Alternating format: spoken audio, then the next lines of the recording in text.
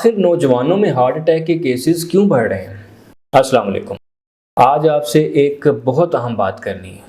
پہلے heart attack کو عمر رسیدہ افراد کی بیماری سمجھا جاتا تھا، لیکن آج کل ہم نوجوانوں میں بھی اس کے کیسز دیکھ رہے ہیں۔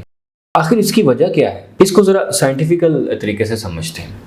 سب سے پہلے ایک بات واضح کر دوں کہ ہارٹ اٹیک جو ہے وہ اچانک نہیں ہوتا، بلکہ اس کے پیچھے کئی سالوں تک بننے والے جو خطرے ہوتے ہیں ان کے عوامل ہوتے ہیں۔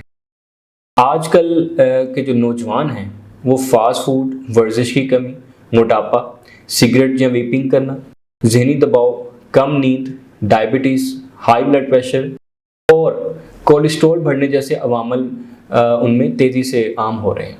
یہ تمام چیزیں دل کی شریانوں کو نقصان پہنچا سکتی ہیں اور وقت کے ساتھ جو ہارٹ اٹیک ہے اس کا خطرہ بڑھا سکتی ہیں۔ کچھ نوجوانوں میں یہ مسئلہ جینیٹک بھی ہو سکتا ہے، یعنی اگر خاندان میں کم عمر میں دل کی بیماری کی تاریخ موجود ہے، کوئی ہسٹری موجود ہے، تو خطرہ زیادہ ہو سکتا ہے۔ اگر سینے میں شدید درد ہونا، سانس پھولنا، ٹھنڈا پسینہ آنا یا بازو کا درد ہونا، کندھے یا جبڑے تک پھیلنا محسوس ہو تو اسے نظر انداز نہ کریں، بلکہ فوری جو ہے وہ قریبی ہسپتال جائیں۔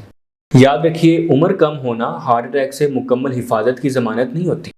صحت مند غذا، باقاعدہ ورزش، اچھی نیند اور سگریٹ نوشی سے پرہیز دل کو طویل عرصے تک صحت مند رکھنے میں اہم کردار ادا کرتے ہیں۔